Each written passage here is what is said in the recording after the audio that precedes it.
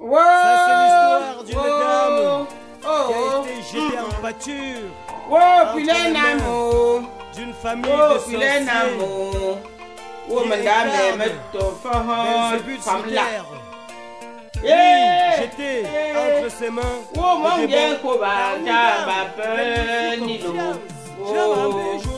Oh, t'as l'amour. Oh, mais t'es pas mon. Oh, mon bien, Koba, ta Nilo. Je reviens, chers internautes, chers amis. Je reviens sur la suite de la soirée où, quand mon individu d'époux extrait le préservatif après avoir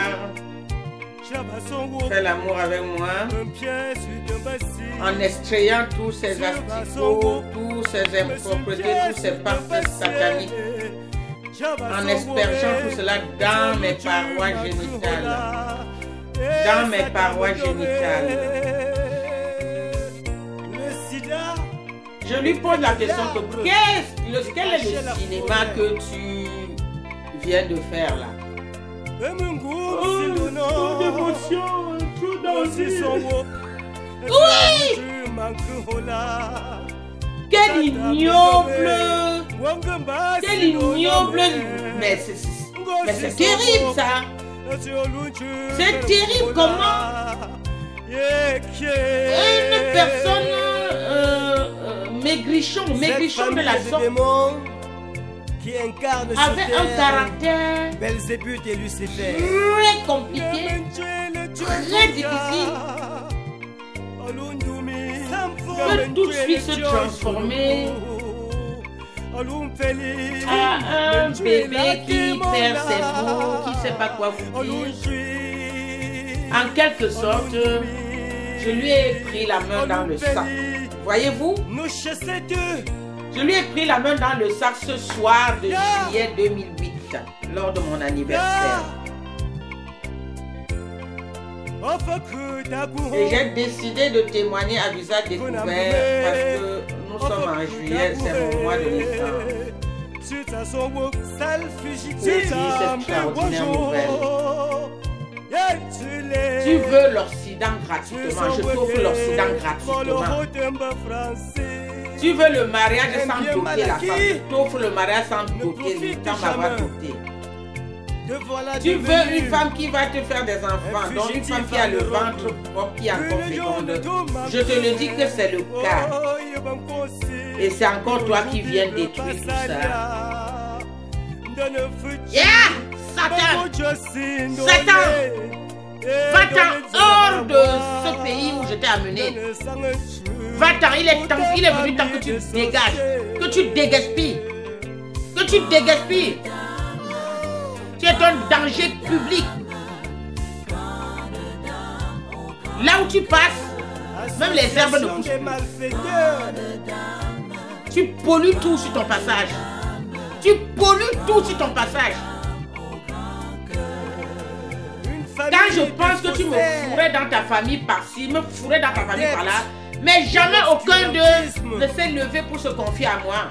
Vous n'allez pas me dire que vous ne connaissez pas le taux de la délinquance de votre progéniture. C'est quand même un enfant comme s'il était des choux, des abîmes, mais c'est quand même vous qui l'avez vu grandir, non?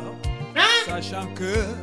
Quelle est cette tromperie machiavélique comme ça pour laquelle vous irez tous en enfer? Vous irez tous! Vous tous, cette complice de près, cette complice de loin, vous irez tous en enfer. Vous irez tous dans le feu de Cheyenne. De Cheyenne. Votre tordu galeux d'enfant a amené sa cruauté trop loin en faisant du mal à une femme à qui il doit même son existence. Il me doit son existence. Et excusez-moi vous le dire, ce n'est pas moi qui le dis, c'est vous-même qui le dites, qui me doit son existence. Vous me le dites.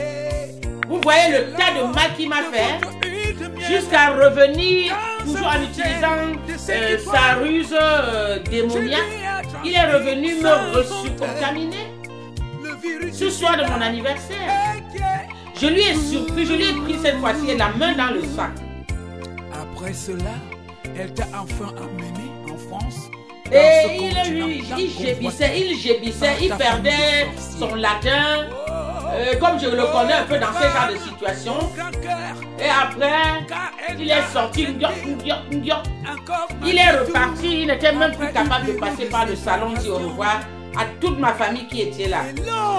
Chez moi, dans une maison où nos photos de mariage jonchaient encore tous les angles de la maison. Je vous dis que ma maison était décorée comme un musée tellement les photos de mariage étaient de partout. Le coup fatal. Le chien galeux est reparti sans ne plus entrer par le salon de revoir ma famille. Ma maman, ma soeur aînée, ma petite soeur, mes enfants, mes amis. Nous étions au moins une quinzaine, puisqu'on s'était réunis là pour mon anniversaire. Depuis que les miens savent que je suis allé me nouer une relation, croyant que c'était de l'amour. Et pour finir, c'était plutôt un mortel, une mascarade les plus mortelles. Une mascarade les plus mortelles. Voilà ce qui me sert de victime.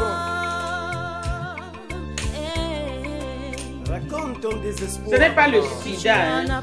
Ce n'est pas le sida qui m'embête autant, qui me traumatise autant et qui me rend autant malade au point de me solliciter la canne pour marcher avec. C'est le totem.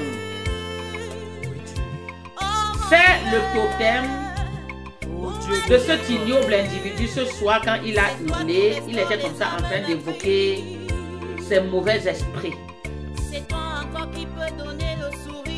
Et ces mauvais esprits sont venus en déjection, spermatozoïdes, tout ce qu'on veut. Ces totems sont venus maintenant me rouiller tout mon organisme, Étant donné que j'ai décidé de tout vous dire, vous verrez prochainement les impacts que l'ultime empoisonnement ont occasionné sur mon corps. Sur mon corps. Un homme à qui j'ai tout donné. La belle femme du monde ne donnant que ce qu'elle a, j'ai donné tout ce que j'avais. J'ai donné tout ce que j'avais à quelqu'un qui était tellement haineux envers moi. Il était tellement jaloux de moi. Il était tellement envieux de ma personne que rien que le souffle de la vie, rien que ce souffle de la vie le dérangeait, le gênait. Mais il y a une chose sur laquelle je m'interroge. Sans sa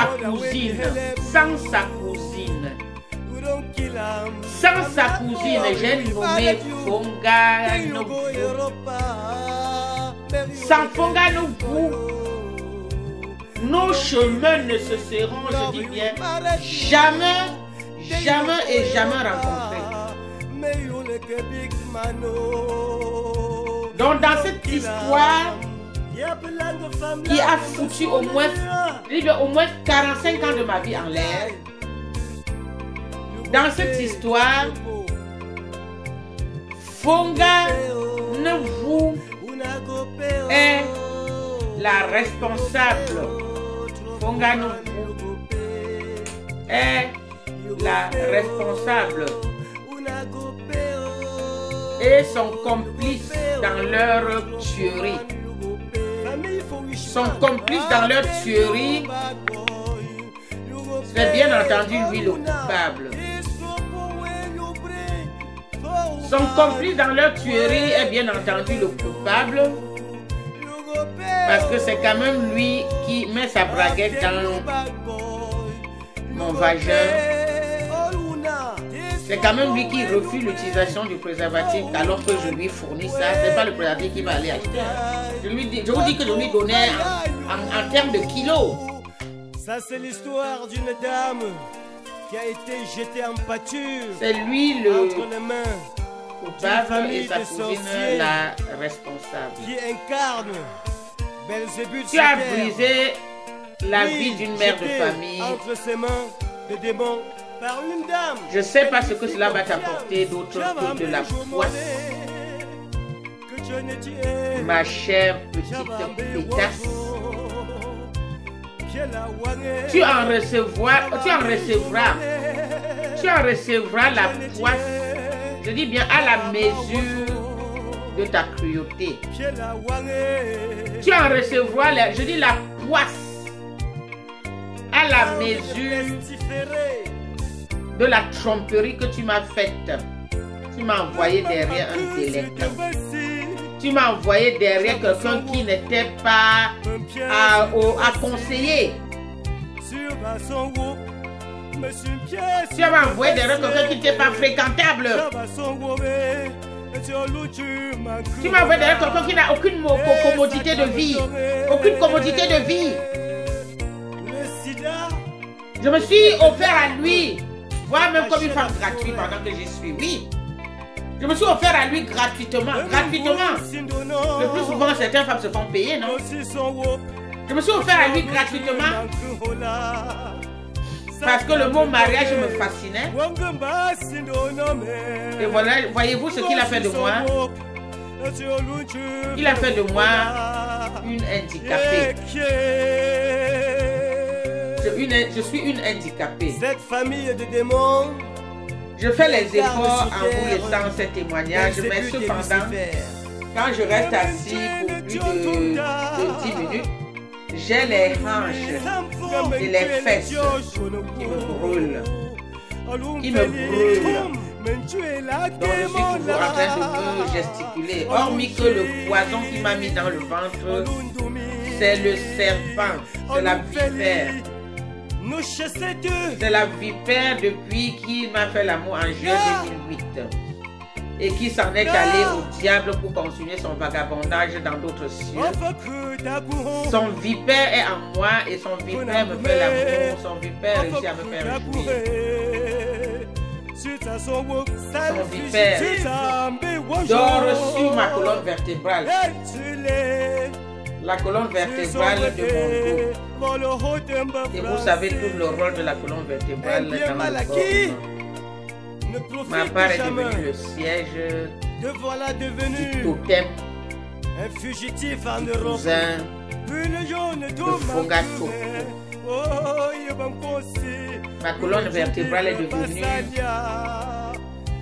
la maison du totem. Je ne vais pas bien, je suis mimé, mon corps est mimé. Mimé des maladies, je ne peux pas vous les décrire. Je ne peux pas vous les décrire. Pour ces successives empoisonnements sur empoisonnement sur empoisonnement sur empoisonnement, je suis sorti de là en état d'épave, famille de faussaires, en état de loque, adepte de l'obscurantisme. Et le mal-être me fait gonfler comme le tapioca parce que c'est une situation que mon organisme ne sait. Et vous savez ce que le tordu Sion s'en va raconter aux gens? Qu'il m'a quitté parce que je mange trop et je grossis trop.